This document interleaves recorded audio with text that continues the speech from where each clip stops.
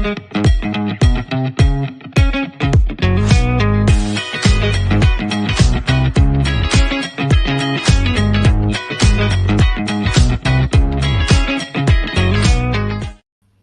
welcome back to Leicester Fan TV. This is the Fox's Focus show. Well, we'll be discussing Leicester City again, and not in a good way. We haven't spoken good since the Spurs game, have we, really? No, running out of things to moan about. Same things every week, Jono. Say things every week, Don't forget to share, follow us on all the social medias below. I start with Mark's comment. Evening, lads. What a load of old crap again last night. Soon the season is over, the better.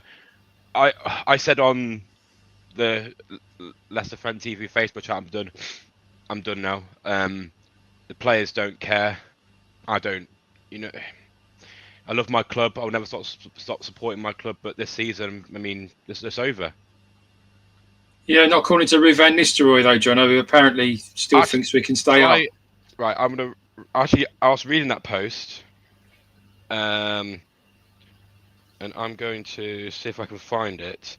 You talk about the game last night, and I'm going to find this quote.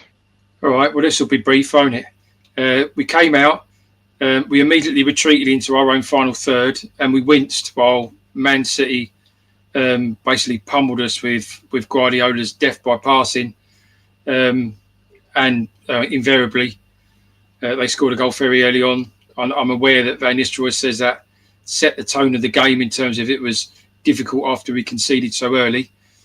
But we're reading some stats last night. I think we're the first club in top flight history to concede first in 30 games or something like that in a row. The records we're breaking are all horrible. And the game never got going. We barely got over the halfway line. He put on the subs. He took Vardy off at half time. At that point, I think we touched the ball in their box once. He put Skip on, so we wound up with 5 at the back and 3 defensive midfielders in front of that. And then we basically spent the whole second half watching Man City pass the ball to death. I have to say, John, I thought in the second half Man City were particularly poor. For the amount of possession that they had and the amount of ball they had, they created very little in the second half. And I thought they were poor in the second half. And I thought if they'd have been even half at their game in the second half, we would have lost 3-4, 5-0. We got away with it in the second half. And it was incredibly negative. And rather than trying to positively try and get something from the game, we just got increasingly negative as the game and the substitutions went on.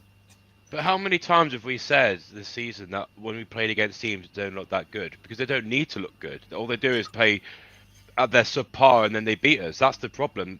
We don't need to see teams playing well to beat us. That's the concerning part. Well, we didn't. I don't think Man City got out of second gear last night. It didn't have to, like you say. They weren't challenged. We weren't pressing them for the ball. We didn't look like we wanted to attack them or do anything in a positive way. It was literally, in my opinion, Van Nistelrooy set us up, and it was just, please don't thrash us, and that was his bar last night, and there was little more to it than that. The likes of Patson Daka completely forgot he was playing, did nothing at all. I thought for the second goal when Hermansen spilled it, Wilfred Ndidi just stood there and watched the guy smash it in. He had the opportunity to try and block the shot or put a challenge in. He didn't. He froze and gave the guy a free hit, a goal, which was an open goal because Hermansen was on the floor. If you wanted to write a manual about how to lose a game without the other team even having to try, then that was a pretty good example of that for me last night. I mean, the Championship is a big gap between Premier League and Championship teams, and we can see that in the points. It's not just so there's Ipswich and Southampton are in the same boat as us, and next season I think will be the same thing. But there's fundamentals in football that you cannot break, and we're breaking every single rule in fundamental football. And that's the problem. I agree. I'll read out Ruud's quote. We have to live in reality. 12 points in 8 games and a goal difference that is a lot worse. So that's another point. It's huge. Mathematically, it's not over. We have the obligation to keep going, but also when it's mathematically over, we will still have an obligation to keep going. Okay. When have you been going? When have you Well, been going? I think it was the BBC Sport guy after, not Lodio Leicester, but the national BBC Sport after the game, said to him, "You've had 17 days with the players," and the inference was, "What have you achieved?" And the answer is nothing at all, nothing. He put the same team out that failed before the international break. There was nothing new. There was no. It didn't look like he got into their heads psychologically or tried to lift them. It's my perception that the managers is waving the white flag as furiously as the players. I mean, I like the word obligation. It sounds like they have to, but they don't want to. It sounds like you have to. They're like they're not saying we've got a team spirit and we're fighting hard to fix this. It's like we've got an obligation to do it. We've got an obligation to play games, but it's over. And Ipswich did Ipswich win yesterday? Yeah, they did win. Yeah, Ipswich did win. They scored 2 goals. yeah. Southampton even scored. We're trying to get up our games, but we haven't scored in 1, 2, 3, 4, 5, 6, 7 Premier League games. I haven't scored a It's single goal in 7 Premier League games. it's 10.5 hours without scoring in football time. It is really bad. I'm just going to go through a few comments. Dawn says, evening, another shit show. Mike says, this is the worst Leicester team that I can remember. We don't even attack, so negative. The club is rotten from top to bottom. I think we played perfectly in every aspect. Winky face. I'm happy you put the winky face, Christopher, because I would have thought you were on the loony bin. Sai says, who would win between this team and a team that got relegated in League One? I saw a funny quote saying that Leicester want to play San Marino want to play Leicester because they want to get their scoring boots going, which is quite funny. Southampton scoring, we could end up rock bottom. It's done and dusted. The Championship is next. Let's start building next season. Now, this is what annoys me, is because the team has been so bad at planning recently. This is now your chance to plan for the Championship because everyone knows we're going down. We're not staying up. Play the bloody youngsters. Where are these hyped up youngsters that that the club's been trying to hype for the past since the January transfer window, and they're not existent. You know, they even put in the FA Cup against Manchester United, didn't announce them, didn't even play them. So where have they been? In the under 23s, Jono, I'd imagine. I mean, I mean, even if you, I mean, okay, throw the youngsters in. I mean, Casey McAteer is another point in question. You know, he's not really been given much this season. The players that are playing instead of him aren't doing anything. I mean, you know, even if you get round some of the Frenchies, you know, you start rattling the players off. What has Faz done to deserve retaining his place? What you know, what has Samari done of late to deserve retaining his place? You know, etc. etc. We've got Samari. I thought you said Slimani, sorry. No, God, no. There's another horror story we won't talk about. No. You know, Patson Daka's had a couple of starts lately. What's he done? What's he shown to give the manager any reason to play him again? You know, I'm sorry, there are players around it, not just kids, but there's also fringe players around it that aren't be given opportunities. I mean, for me, last night, if Ricardo Pereira was fit, he should have started. You know, and when he did come on, he actually did look like he cared less for the last 10 minutes or so, and he did show a bit of passion, and that's what we desperately need right now. I mean, you know, none of us thought we were going to pull up any trees this season and you know, fly up the league. That was never going to be the case.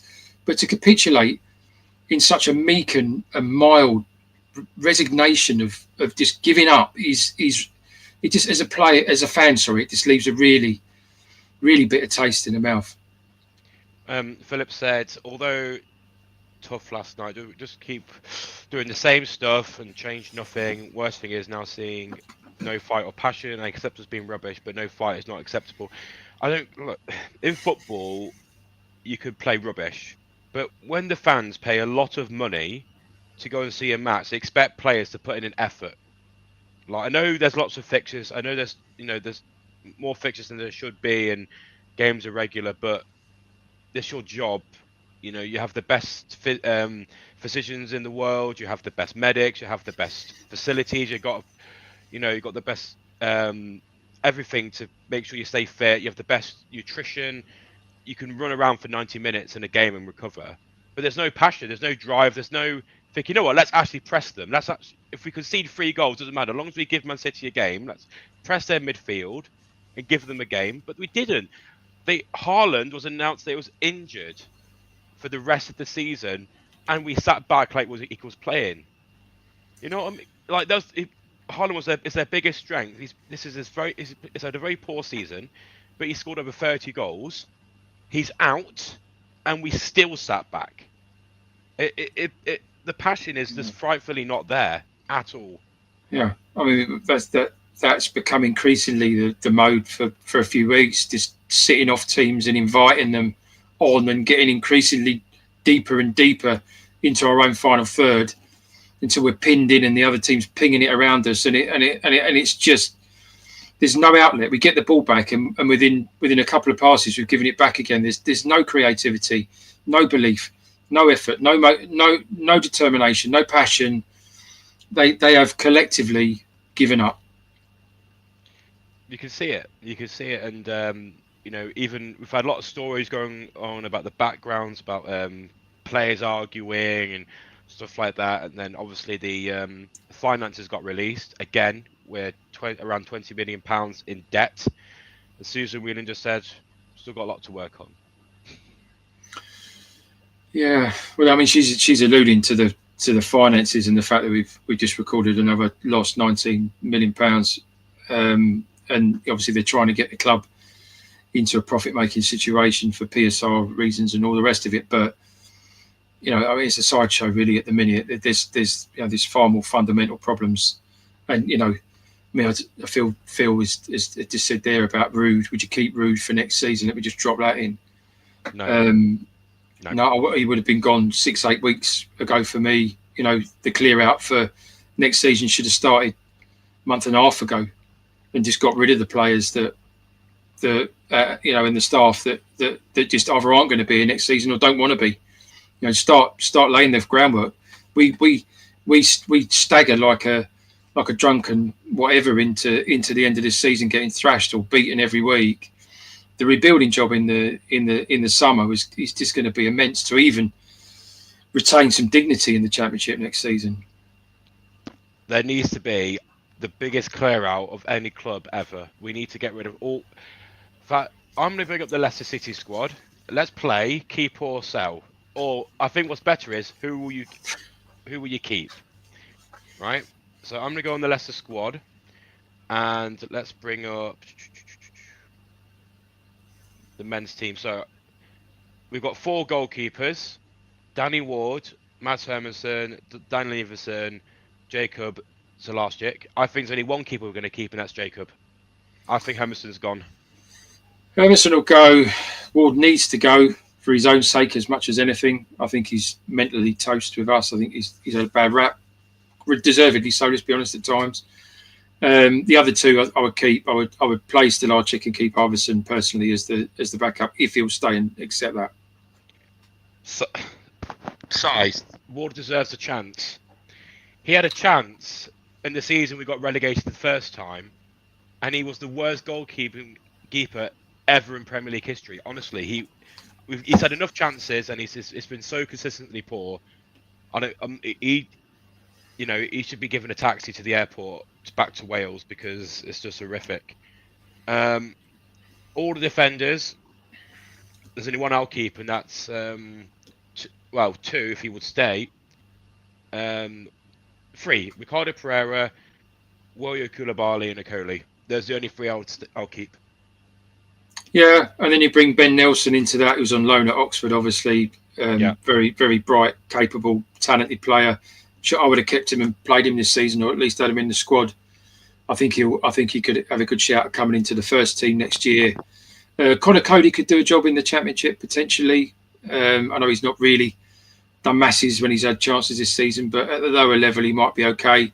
Let's not forget that Vestergaard looked like an absolute champ in the Championship last season. But these are players that are under Brendan Rodgers. they've been at the club for. This is why the club's stale, is because we're keeping on to players who just don't care about the club. If they care about the club, they'll be putting in more of an effort in, surely. Yeah, I mean, I think there's two. I guess there's two angles for this. Those that are able to have an impact, a positive impact in the Championship next season, and those you feel are a toxic influence on our squad. And it's difficult to answer the second one, not seeing it. Other than what we can say about Vestergaard is he's had a run in with Cooper, he had a run in with Maresca, and he also had a big run in with Brendan Rodgers. So he's clearly quite an opinionated character. Yeah. People saying James Justin, he's too injury prone. He's always injured. Luke Thomas, bless him. I don't think he's consistent enough. I don't think he's good enough to stay in the team for too long. Midfielders. I mean, the other one you didn't mention there, just before we move on, is Christensen.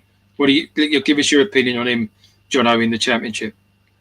We didn't see him in the Championship, did we? Because he went on loan. He went on loan for the season, so he's only played for Leicester in the Premier League. So I'd like to see him, but again, would you like a move to? Would like a move back to the Premier League? Christopher says, I like Cody and he will be good in the Championship and his wages will drop too. Cody Nelson-Okoli as back free next year. Yeah, Wout has to go. Vestergaard has to go. And I want Justin and Luke Thomas to go because I just feel bad for them that they just... We just need some fresh faces. Yeah, I think Luke Thomas would. I mean, I think he'll be okay. I think of all of the kind of players that have come in of late, he's the one that's really looked like he's given it some passion and effort. James Justin he's had a bit of a hit and miss season. He's scored them 2 goals at Arsenal, but he's also leaked quite a few goals down that side. He's struggled this season. It's difficult, but actually, when you start laying this out, like we are now, you start saying, well, actually, he could be all right in the Championship, and he could be all right in the Championship. So, is the conclusion of that the common denominator of the issue here is the coaching and the management and not the squad? I think that is it. That is it. There's only 3 players I'll keep for midfield. I don't know if one of them will stay. Michael Golding, Casey McAteer, and El Canoes. That's it for me. Golding's a youngster we can bring up. Casey McAteer is a proven Leicester lad. I think obviously we saw in the Championship last year. We know he could do well. Bilal Okanu's obviously is a great player. He'll be phenomenal in the Championship if we get to keep him. Yeah, you would expect offers to come in for El Canoes in the summer. I think he's proven he's got the shoots of being a very dangerous attacking midfield player in the Premier League. So I would suggest he'll leave. Wilfred Ndidi, obviously, I would keep personally as well. But again, I think we'll have offers from Europe or other Premier League clubs, maybe that have just been promoted.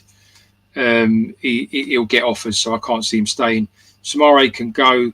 Skip will stay. I don't want him to stay the way he's played this season, but he will stay because we paid a lot of money for him, and we've also no doubt stuck him on some great big salary that no one else, given his performance this season, is going to want to stump up. So he will stay and keep taking that money out of our club, albeit it's possible there's a relegation clause, which means he gets a wage cut next season.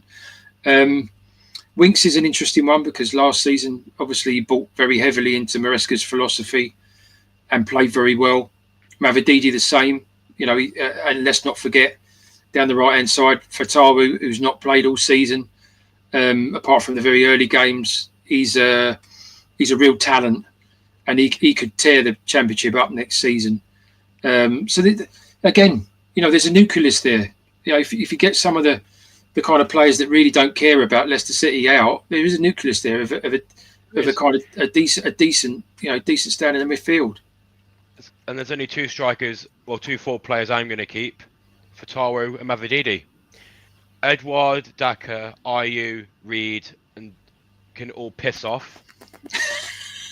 Honestly, they're the most. They can't even organise a piss up in a brewery. They're useless. Vardy, obviously, Mr. Leicester, adore him. I saw a post from Sport Bible. I don't know if it's relevant or not. He said he wants to keep playing, but he says he wants to play the highest level. If he says I want to leave and join a Premier League club for one more season, I'll applaud him.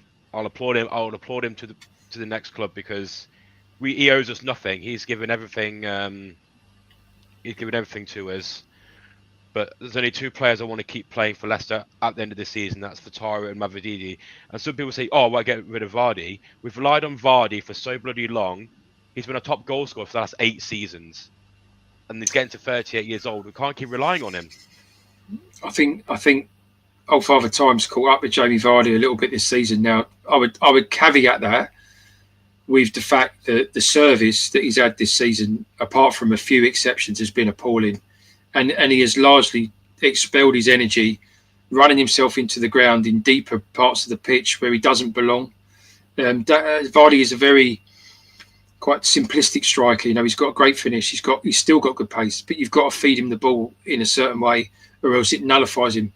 And he must be so frustrated inside himself, especially these last 2 or 3 months.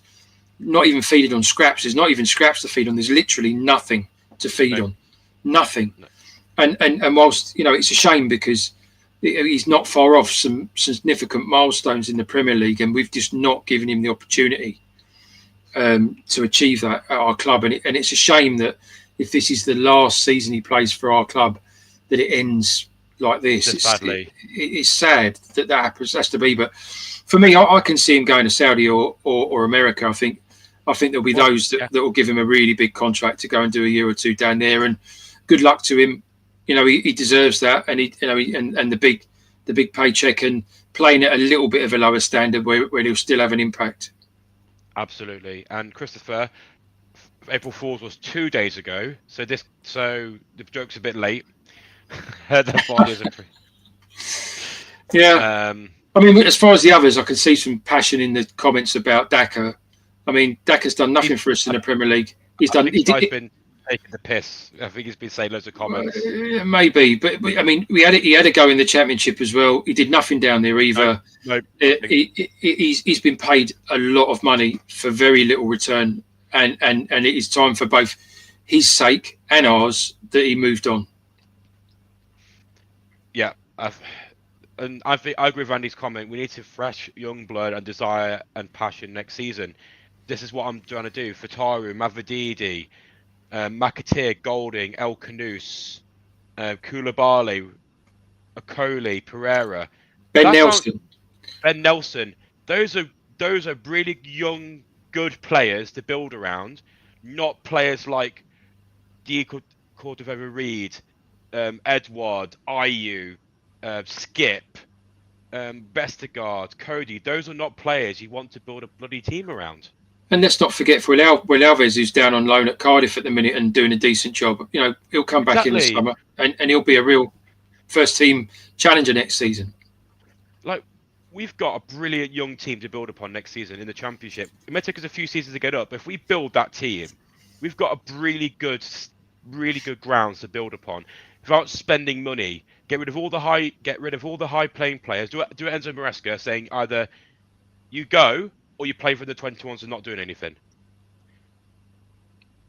Set the wages bill low, build up the youngsters, save a ton of money, and take 3 or 4 seasons to get back into the Premier League. And then you go back into the Premier League, a team that's not got any PSR bullshit, a team that's got no bad, overly priced 50-year-old men.